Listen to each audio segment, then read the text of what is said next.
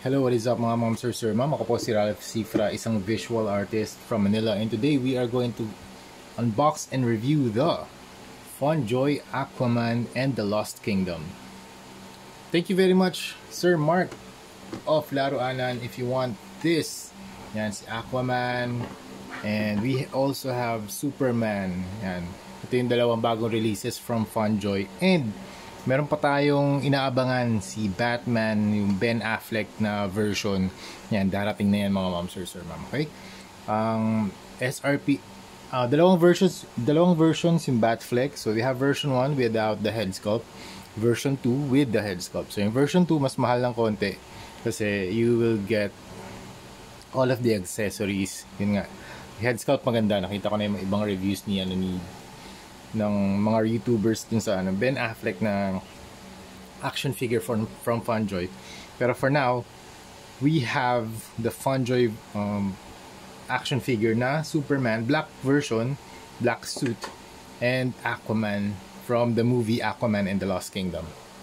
Yan, again, thank you very much Laruanan for providing these action figures for unboxing, review, and customization.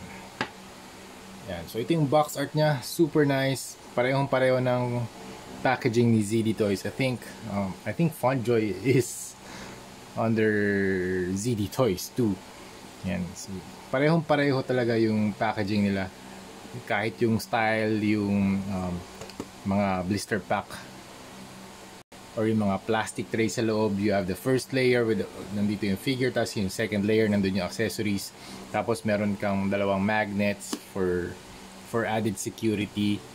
And then you have the DC logo, DC and the Warner Brothers logo with the QR code, Aquaman logo, shot of the actor, and Jason Momoa on the front, and then super glossy nung material na ginamit dito. Then you have Aquaman. Medyo embossed yung text.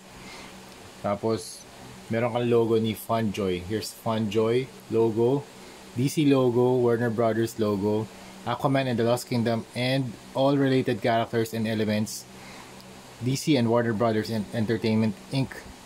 Warner Brothers Shield. Ibig sabihin nito mga ma'am sir, FunJoy is licensed, so they have the capability or rights to produce this DC action figures. So ibig sabihin first party siya, original siya, authentic, hindi siya bootleg, hindi siya KO, hindi siya fake. Okay, first yung height niya. Ito muna, height muna ang gawin nating yan, measure muna natin yung height ni Aquaman.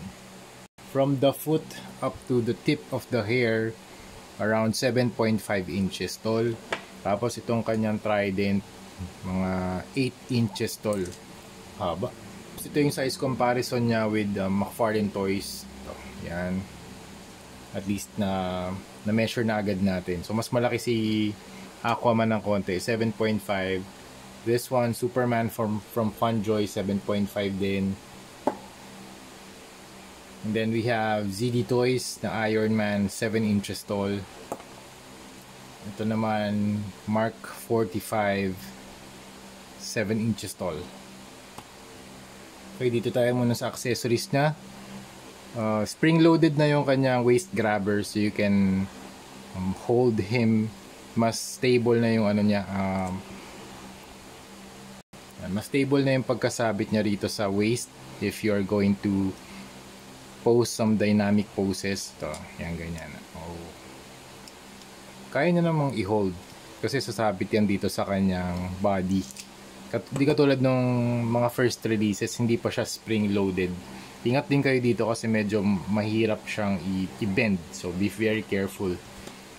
And then you have the base, Aquaman logo. Itong text, medyo hindi ko lang preferred yung ginamit na text dito. Sana ito na lang ginamit nilang text. This one. This font in white.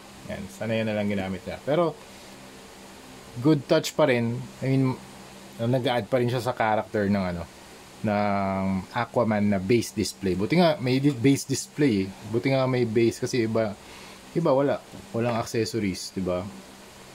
Super ganda na nito. Additional na display capability para sa mga action figures. And then you have the trident, super cool accessory. Angas. Medyo sharp lang dito. Ingat. Yan, haba niyan. Then you have the alt hands. Yan, ito. Ganda ng pagka metallic green. Tapos may texture pa siya sa loob. Then you have the knuckle armor. Angas. Ganda ng pagka-paint ng metallic green dito. And then you have this. Actually, hindi ko alam kung ano yung tawag dito. Some sort of a relic or a painting with a trident. Not so sure. I-research ko na lang mga mamsir. Okay, let's proceed with the figure. Tanggalin muna natin tong kamay para ma-equip natin yung kanyang trident. Okay, medyo hindi maganda yung kanyang gripping hands. Medyo nakabukas pa. Medyo loose lang. Ayan, super loose. Ayan, super loose. Pero minsan may... Ayan, wala. Super loose talaga. Kaya ang gagawin natin, kuha tayo ng blue tack. Ayan, lagay natin dito sa kanyang palm. Ayan, tapos idikit na natin. Ayan. Okay, start tayo sa head sculpt. I think meron namang resemblance or likeness kay Jason Momoa. Depende na sa inyo yun kung ano yung preference nyo. If you like the more realistic, yan, pwede naman ibigay sa inyo yun. Kaso, yun nga, Hot Toys level na yun mga momsir. Pero yung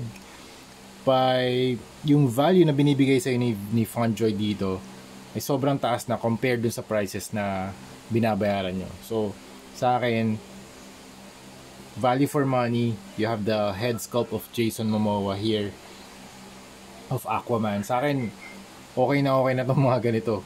Pasado na sa akin. I'm really grateful na gumagawa sila ng mga ganitong klaseng mga action figures. And head sculpts are not bad. I just really appreciate yung mga research and development na ginagawa ng mga companies like FunJoy to do things like this. You have the texture dito sa kanyang body, you have the beard, you have the hair, you have the belt. Look at the texture sa belt. And then, yung pagka-paint din sa mata. Teka. Yan, mas close up. Yan, pagka-paint sa mata. You have the blue eyes. Mas glossy yung ano niya, yung mata niya compared dun sa rest of the skin. You have the nose, the silhouette of the shape of the nose, the beard, the facial hair, yung cut dun sa kanyang eyebrow. And then you have the eye bags, the wrinkles, meron din. Facial hair dito sa right side, super nice. And then you have the smooth gradient na nangyayari dito from transition dito sa cheeks papunta dito sa kanyang chin or jaw na merong facial hair. So that's a nice touch.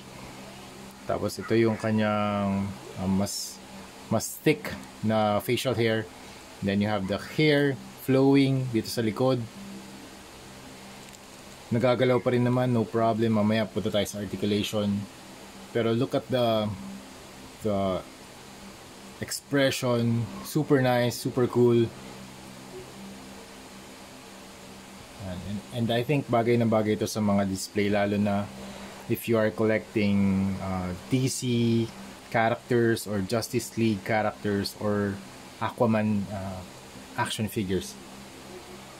Okay, next, dito sa kanyang body armor, look at the pattern or texture. Grabe, ganda.